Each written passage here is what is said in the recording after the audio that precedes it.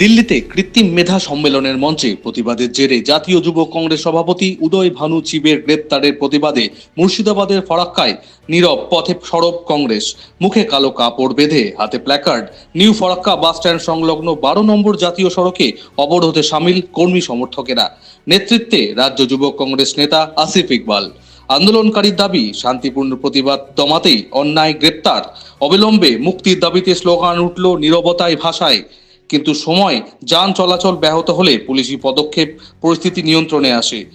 শান্তিপূর্ণ কর্মসূচিতে ক্ষোভ জানালেন প্রতিবাদীরা। Bureau report, Bangla news.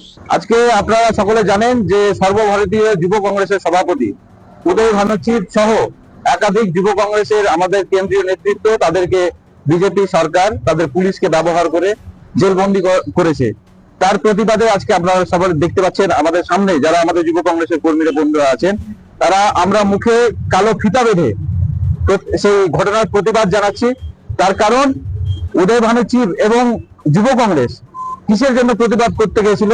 সেখানে প্রতিবাদ করতে গেছিল তার কারণ এআই সামিটে যেভাবে চাইনার প্রোডাক্টকে ভারতবর্ষের যারা এখন ক্ষমতাশীল, যারা কেন্দ্রে বসে আছেন, শাসনে বসে আছেন, তারা চাইনার প্রোডাক্টকে ভারতবর্ষের বলে চালিয়ে দেওয়ার চেষ্টা করেছিলেন। সেটা প্রকাশ্যে বিভিন্ন মিডিয়া এবং সোশ্যাল মিডিয়ায় যখন প্রচার হয়, তখন আমরা মনে করি সমস্ত ভারতবাসী, যে দল মত নির্বিশেষে সমস্ত ভারতবাসীর জন্য একটা লজ্জাজনক ব্যাপার। তার প্রতিবাদে আমাদের যুব কংগ্রেসের নেতৃত্ব কর্মীরা সেখানে প্রতিবাদ করতে গেছিলেন এবং ট্রেড ডিল, এপস্টিন ফাইলের যে চাপ নরেন্দ্র মোদীর উপরে এবং বিজেপির একাধিক মন্ত্রীদের উপরে যে এপস্টিন ফাইলের একটা চাপ, সেই চাপে পড়ে ভারতবর্ষের সমস্ত জনগণকে বুড়ো আঙুল দেখিয়ে যে ট্রেড ডিল করা হয়েছিল, সেই ট্রেড ডিলের প্রতিবাদ করতে গিয়ে আজকে আমাদের যুব কংগ্রেসের নেতৃত্বদেরকে জেলবন্দি হয়েছে।